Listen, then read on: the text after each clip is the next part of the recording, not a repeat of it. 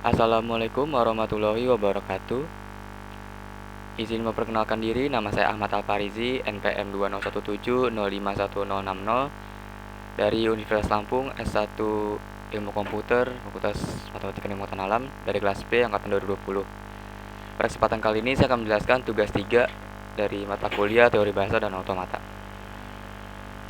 Yang pertama adalah pengertian dari non-NFA atau Non-Deterministic Finite Automata.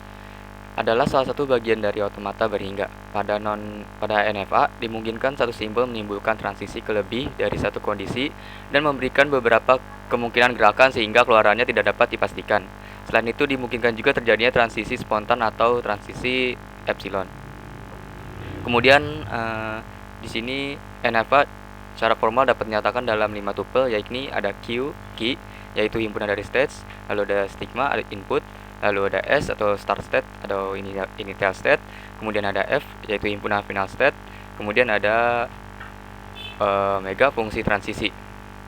Di sini ada contoh, key-nya adalah key 0, key 1 untuk himpunan dari states-nya, kemudian untuk inputnya ada 0 dan 1, lalu untuk start state-nya adalah key 0, kemudian final state-nya adalah key 1.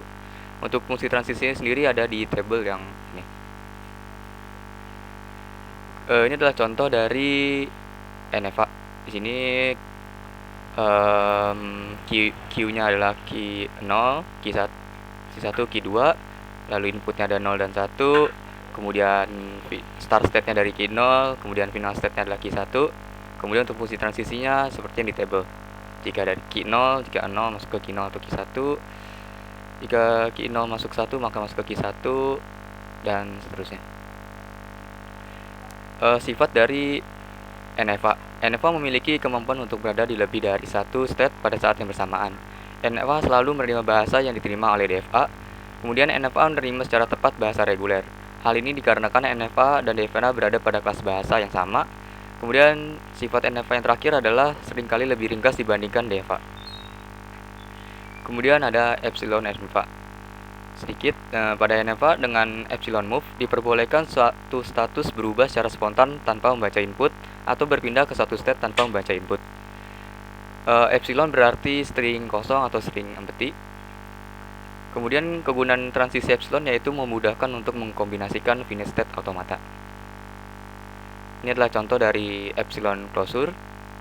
Ini adalah dan ini ekuivalensi dari epsilon NFA. Yang pertama, buat tabel transisi NFA epsilon. Yang kedua, kemudian tentukan epsilon closure setiap state. Lalu langkah yang ketiga, tentukan epsilon closure ke NFA tanpa epsilon. Kemudian langkah yang keempat, buat tabel transisi dari NFA tanpa epsilon. Kemudian langkah yang terakhir yaitu langkah kelima, yaitu tentukan state akhir tanpa epsilon. Ini adalah konversi dari epsilon NFA ke NFA. Sekian penjelasan saya terkait tugas 3 teori bahasa dan automata. Kurang lebihnya maaf. Wassalamualaikum warahmatullahi wabarakatuh.